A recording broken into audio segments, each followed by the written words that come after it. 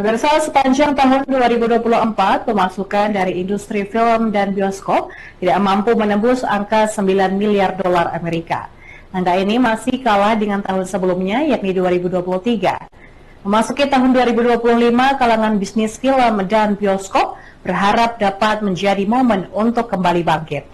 Berbagai upaya dilakukan oleh industri film dan bioskop di Amerika agar mampu kembali tumbuh dan meraih pendapatan yang lebih baik.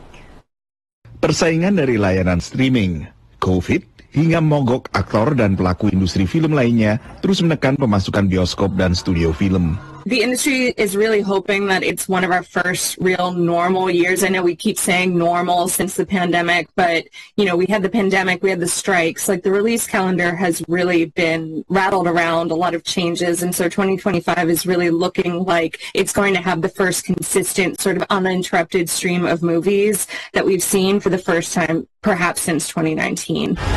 2025 kembali diramaikan sejumlah film superhero, termasuk dari franchise sukses Marvel Cinematic Universe.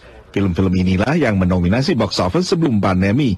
Marvel comes back in a big way, and they've sort of not had a huge presence these past couple of years. So there's Captain America: Brave New World coming in February, and that has Anthony Mackie and Harrison Ford, followed by Thunderbolts in May, and then they're going to try Fantastic Four again in July, with a brand new cast. So 3 big Marvel movies could really, really help the box office, get back to that sort of $11 billion pre-COVID benchmark.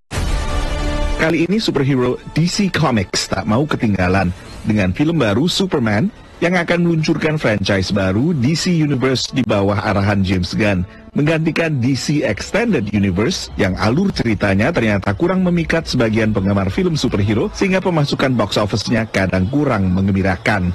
Mogok massal di Hollywood pada 2023 tak hanya berdampak pada produksi film layar lebar, tapi juga menunda syuting untuk sejumlah serial TV. Ini terjadi di tengah meningkatnya persaingan, terutama antara layanan streaming video yang semakin mengandalkan konten original.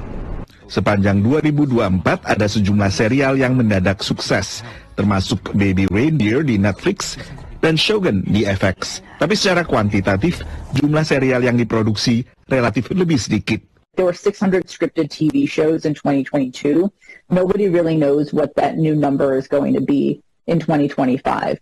I think the most common consensus that I've come across when I talk to production and studio executives is maybe 400. And 400 sounds like a lot of TV shows, but when you think about it in contrast to 600 shows, that means that there's going to be still a large period of adjustment and a lot of attrition and a lot of contraction in the number of jobs available in the number of shows being bought and sold. Akibat mogok Hollywood, musim tayang baru sejumlah serial sukses tertunda penayangannya hingga 2025, termasuk White Lotus dan The Last of Us, dua-duanya di Max, dan Stranger Things di Netflix.